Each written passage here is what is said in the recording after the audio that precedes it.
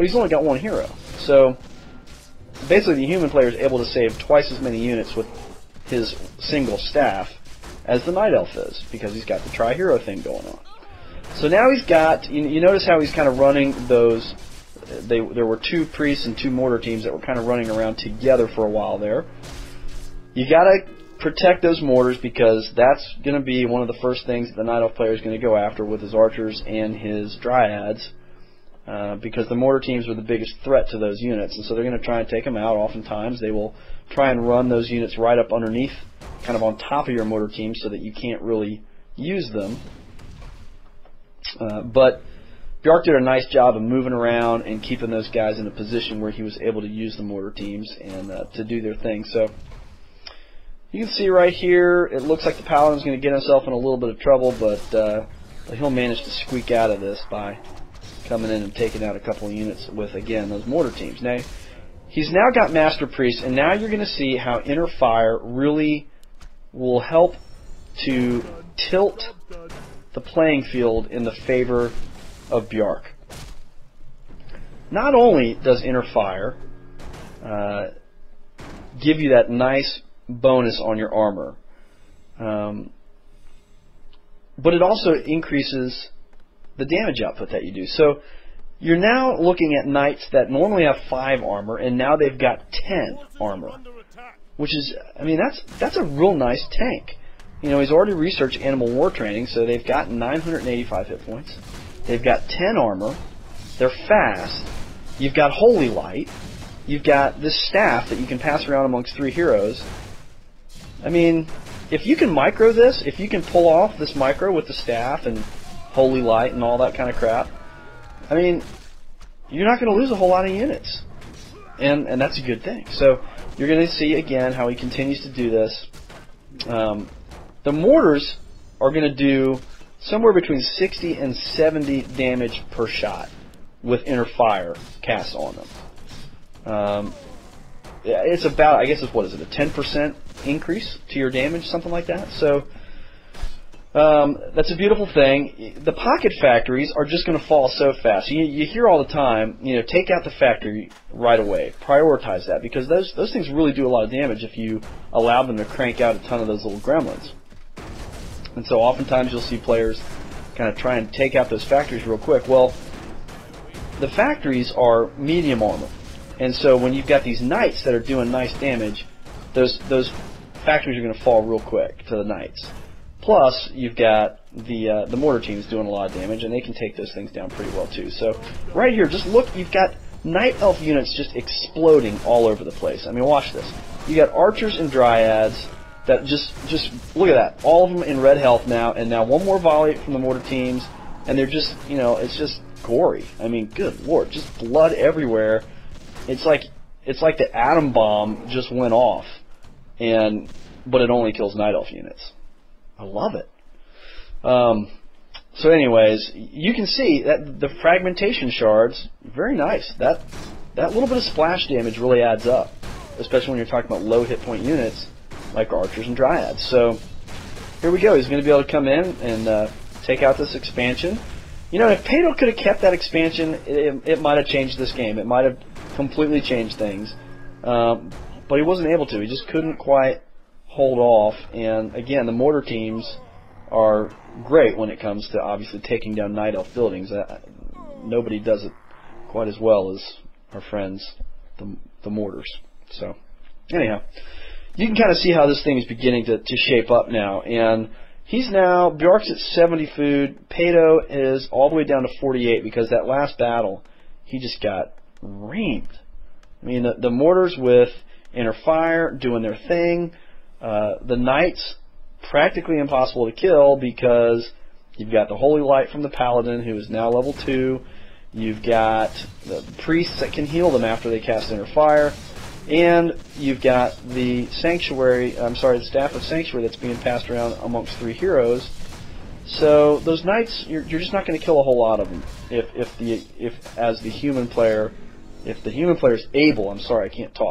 player is able to micro and pass that staff around and kind of do all that, you're in good shape. So now you're going to see Bjark uses a mortar flare, and he sees his opponent creeping out this red up here, and he probably noticed, gosh, he doesn't have a TP. Excuse me. I can get a drink of water here. He's thinking maybe I can back him into a corner and really do a lot of damage, but all the freaking creeps just kind of wrecked that plan. He's got like this this army of turtles chasing him down here, and so that didn't quite work out for him. And this is one of the drawbacks of the mortars, by the way. They're slow as crap, and so the Dryads start picking on them. They get even slower, but the nice thing is you can heal them with Holy Light because they're organic. They're not mechanical like a lot of Siege. So here I think Bjark makes a decision to just kind of, hey, I'm going to sacrifice position in order to take out this Expo, and then I'll just TP out of here before I start losing a ton of units, because at this stage of the game, that's a lot of bears. Yeah, scary freaking bears, man. Jeez, these things are mean. I don't like them. Anyway, Bjark's at 75 food. Peto's up to 60 of 60, so he's caught up a little bit in that department. He's back in the game to some extent, but he has lost his Expo, and in the meantime, Bjark is about to put up an Expo. And you're going to see this next battle here is going to be very decisive. And again, watch the Knights just take that pocket factory out like it's made out of paper mache, and it almost becomes just a waste of mana for the Tinker. I mean, it's like, geez, they just a couple of whacks and that thing's down. But here you have it. He draws a pretty good line here with his Knights. He's got his mortars in the back, doing some pretty good damage. Even to the bears, they do reasonably good damage. None of the Knights are going to die because they're going to get Holy Lighted, they're going to get staffed out. And every once in a while, if necessary, the human player just backs off, redraws his lines, gets another water elemental, and goes back to work. So you can see how this works. I mean, if the human player can basically get good positioning and fight you in good choke points where you can't get to his mortar teams, it's going to be real hard for you as the Night Elf in this situation to win this battle. There's not a whole heck of a lot you can do. So here the human player, Bjark, is just going to kind of back off, and kind of wait until he feels like, okay, this is the position I want to fight in. And so he chooses to fight on this ramp so that his opponent is kind of fighting an uphill battle here, at least to some extent. Now, granted, he doesn't have a ton of ranged units, and what little he has are going to die a very quick death. So the uphill thing maybe doesn't make quite as much of a difference. But still, this is not a bad position for the human player to fight in. He chooses to duke it out here. And once again, I mean, Night Elf units dying left and right. Not a whole lot of units dying for the human.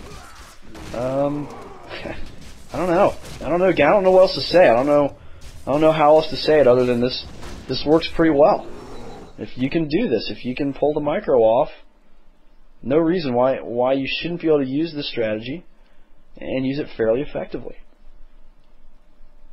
So really, we're in the mop-up phase of the game at this stage. Bjark's at 69 food, and he's got an Expo. Peto is at 28 food. He did get another Expo started, as you can see, but that's never going to have much of a chance to kick in for him because he's pretty much done at this stage of the game. Yeah, this is mop-up time. You'll see that Bjark did add in a breaker. He added in a sorceress. I mean, really, it's kind of like, why not? I mean, if his opponent's got enough Dryads that he's going to be trying to do much abolishing, well, he's going to have a choice to make. Is he going to abolish Inner Fire? Is he going to abolish Water Elementals? Is he going to abolish the slow that's been cast on some of his bears? What's he going to do? Which one is he going to try and get rid of? I mean, he's not going to be able to get rid of everything unless he's just got a whole ton of Dryads. And the Dryads just aren't going to last long enough to do much because the flipping mortar team's just going to take him down. I mean, unless you can get your positioning in such a way that you can get right at those mortar teams, good luck. I mean, with this many Knights with Inner Fire cast on them, you're just not ever going to be able to touch those mortar teams. They're just going to sit in the back and lob their little missiles at you, and yeah, sucks to be you, basically. There's really not much you can do. So, yeah, this is pretty much it, gang. just kind of cleaning up on these last few bears, continuing to staff those red units out whenever he needs to, continuing to holy light them. I mean, you can see his heroes are like level 4, 4, and 3, and the Tinker is still stuck on level 5 because he just can't get any kills. I mean, every time he thinks he's about to kill a unit, it either gets healed or staffed. So, yeah, that Tinker never really was able to get to a point where it could do any crazy damage. So, the next time you're up against that and you see that solo Tinker approach coming at you with the Night Elf, you might want to think about doing this strategy. The Knights are nice. Again, they do help against the Pocket Factory. They kill that thing off real fast. And like I said, the inner fire is the glue that holds this thing together. Because the Knights aren't going to stand up nearly as well. They'll still do a nice job. But when you take them from 5 armor to 10, that's real nice. And then on top of that, like I keep saying over and over again, I'm a broken record here, guys, but I'm trying to make a point. The Holy Light and the Staff. I mean, what's not to like? You just don't lose any units. Look at the unit score here. Okay, this illustrates it. This is great. I didn't even think about this earlier, but look at the units killed. I mean, Peto's got 35 kills compared to 87. Now, granted, some of that 87 might be those little clockwork gremlins or whatever, but 35 kills in a 22-minute game?